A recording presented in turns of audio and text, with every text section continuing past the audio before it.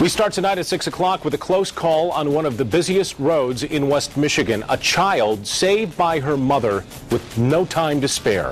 24-hour News 8's Ken Kolker spoke with that mom and her child, and he's live where the crash happened on 28th Street in Wyoming. Ken?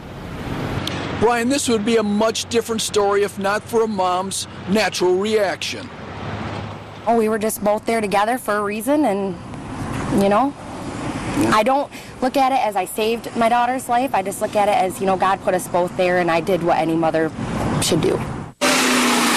Kendra and her 8-year-old daughter, Michaela, were waiting to cross 28th Street at DeHoop Avenue this morning when a pickup ran a red light and crashed into an SUV. I didn't see the two cars hit, but I heard the collision, and it was noisy. And as soon as I looked up, and there was actually a tire flying. I thought that the two cars were stationary in the middle of the road, but apparently the SUV had swung around. But I was more concerned about the tire hitting her. So she pushed her daughter. I figured, you know, my body could, you know, uphold the impact better than an 8-year-old. So my first instinct was to push her.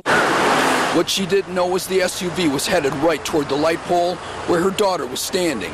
The SUV driver, Claudia Reyes, reacted quickly. I tried to avoid the cars, and I wanted to hit the pole, but I didn't see the little girl and her mom.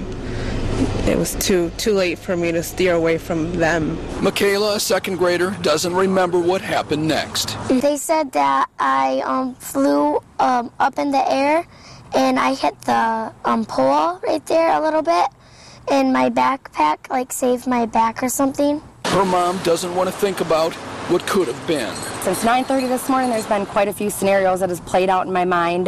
You know, for one, had I not pushed her, she could have been pinned between the car and, the pole, and that obviously wouldn't have worked.